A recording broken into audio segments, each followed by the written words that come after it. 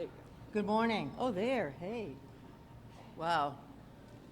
Thanks for being here. Listen, the SNAP program, Supplemental Nutrition Assistance Program, I think you've seen in the news, this was developed by former Minority Leader, Senate Minority Leader Robert Dole many years ago. It was a Republican idea, joined in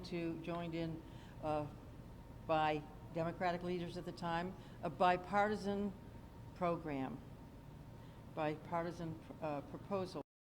It is our country's most important food assistance and nutrition program. Each month, some $29 million in federal funding for SNAP is provided to about 170,000 people. It's by household, of course. Nearly 75% of Maine people, nearly 75% of Maine SNAP households, rather, include at least one working adult. Now, working doesn't mean you're getting rich. Working adult means you're making about 185% or so of the federal poverty level. And for many families, it's tough to get by with only $570-something a month for food, plus heating fuel costs and electricity and housing, mortgage and rent. So in today's world, the cost of living is only going up right now. Price of groceries, price of fuel, etc. So nearly 75% of households on SNAP have a working adult. More than half of those households include a person with a disability. And 43% of the households include an older adult, over 65 years old. And over 1/3 of the households, or about 52,000 individuals, are children. Earlier this month, the U.S. Department of Agriculture informed states across the country that they would not distribute SNAP benefits in November due to the federal government shutdown, contrary to earlier guidance. They then wrongly said that it could not use the $5 billion in emergency funds that Congress had dedicated to SNAP for difficult times just like this one. That was a cruel and callous decision that will hurt Maine families, children, older adults, veterans, and people with disabilities. The USDA can and should distribute those emergency funds, and I applaud Attorney General Aaron Frey for joining the multi-state lawsuit to compel them to do so, to avoid disastrous harm to Maine people. So this morning, I also co-signed a letter with 20 of my fellow governors to urge the President to direct USDA to release the contingency funds before millions of Americans, I think about 43 million, go hungry. I will continue to call on President Trump and Congress to end this unnecessary shutdown because it is creating great uncertainty every day for families across our state, families across the country. I'm also grateful to Maine people for standing up for their friends and neighbors in this difficult time, like the dozens of restaurants who announced that they will provide discounts and free meals to SNAP recipients in need. One business owner in Auburn said, quote, "We're here to provide help. If you come in and you need help, you don't need to go through any scrutiny or judgment. Just come in and ask for a lunch," end quote. When the federal government fails, Maine will not. When challenges arise, Maine people step up. So this week, I announced that I will deliver $1.25 million, including $1 million from my contingency account and $250,000 from the John T. Gorman Foundation. Nicole Witherby, the director of the foundation, is here. We're dedicating this to Good Shepherd Food Bank and Age-Wise Maine, the state association for Maine's area agencies on aging, to increase food supplies at food banks and to maintain Meals on Wheels and community dining services during the shutdown. We're also adding $10,000 to the Hunters for the Hungry program, which pays the processing costs for hunters who donate bear, deer, and moose meat to food pantries. We welcome the venison. Look, SNAP keeps millions of people, including many, many children, from going hungry. The federal government needs to end this shutdown, but barring that, the USDA must immediately release the contingency funds that Congress provided to USDA, to SNAP, for emergencies just like this one. My administration will continue to do all we can to support Maine people who are harmed by this needless federal shutdown. I encourage all Maine people to contact your local food bank to ask about making a donation, to check on your neighbors as well, and to support your community during these hard times. Thank you.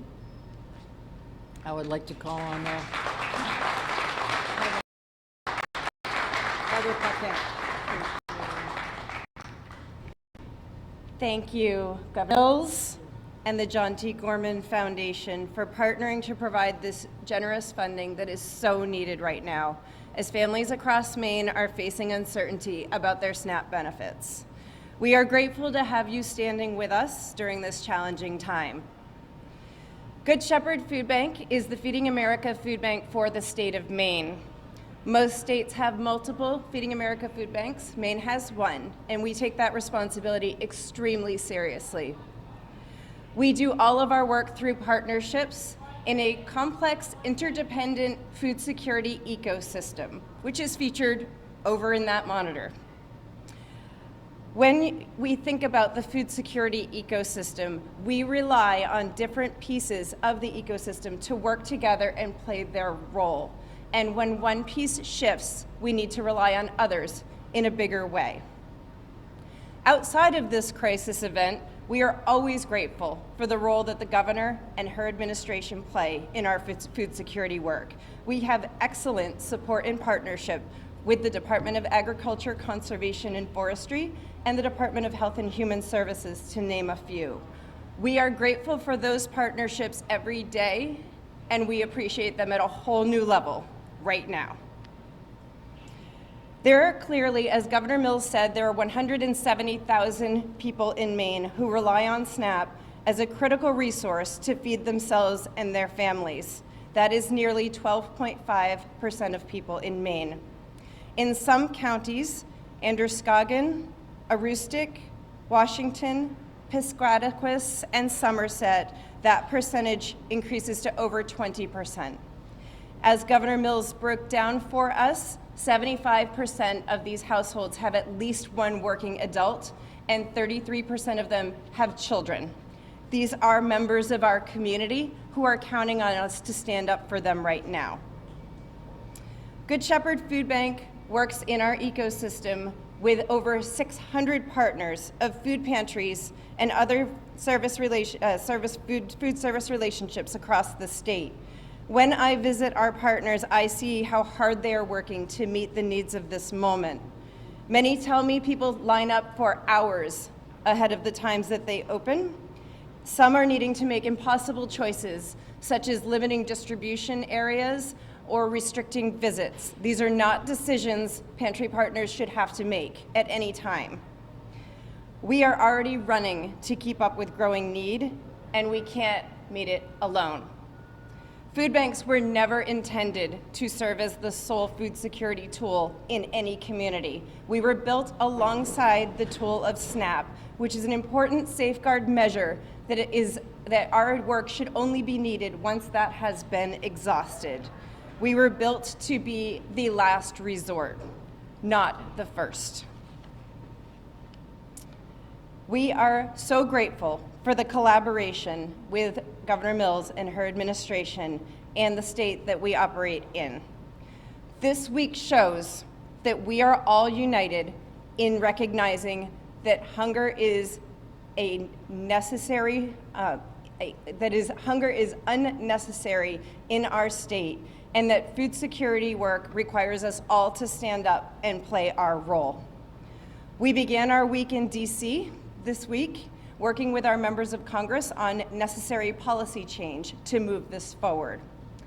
While we wait for and hope for that, this significant donation provides relief right now for us to be able to provide support and food to the partner network that does the direct service in the state of Maine. We are grateful for the outpouring of concern we have received from people in communities across the state. As Governor Mills mentioned, there have been restaurants who have shown up. We have had many reach outs from donors and volunteers offering their role. We are grateful and not surprised to see Maine standing up to support each other. If you'd like to make a financial donation, please visit our website at feedingmaine.org, and every dollar donated helps provide 2 meals. I also encourage you to use our Find Food button on our website to find your local pantry and ask them how you can best support them. They are truly our front lines right now. Finally, if you're in need of food assistance, please reach out directly to the food pantry closest to us. That is what they are there for, and also reach out to our team as we can provide support to you as well. I want to say our kind of final thank you to Governor Mills and to the John D. Corman Foundation, and it's my honor now to introduce you to Nicole Witherby, who is the president and CEO of the John T. Gorman Foundation. Thank you.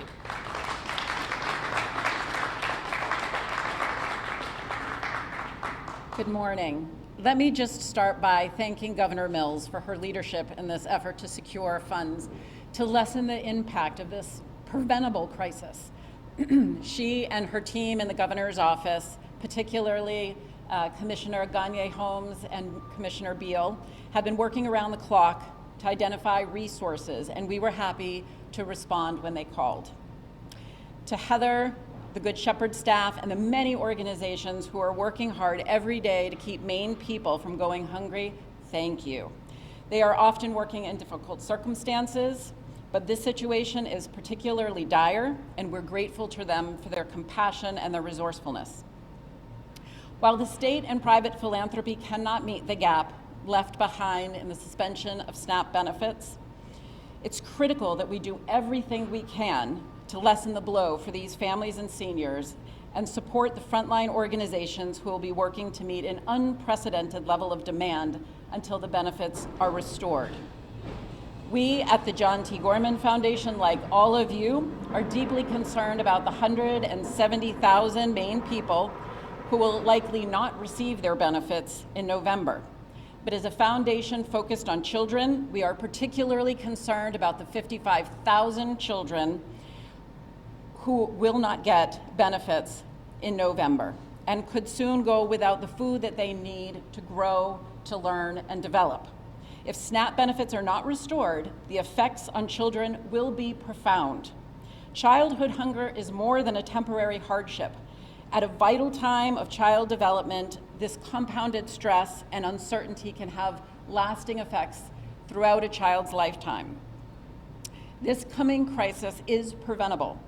Even at this time of division, we should be able to work together to keep children's health and well-being out of harm's way. Kids are looking at the adults in the room to stand up, and I think we should not let them down. I encourage everyone to do what they can in this time of need. Philanthropy, I know there are many foundations who are thinking about how to give, and I would just say now is the time. If you can donate, if you can volunteer, again, now is the time. Thank you so much.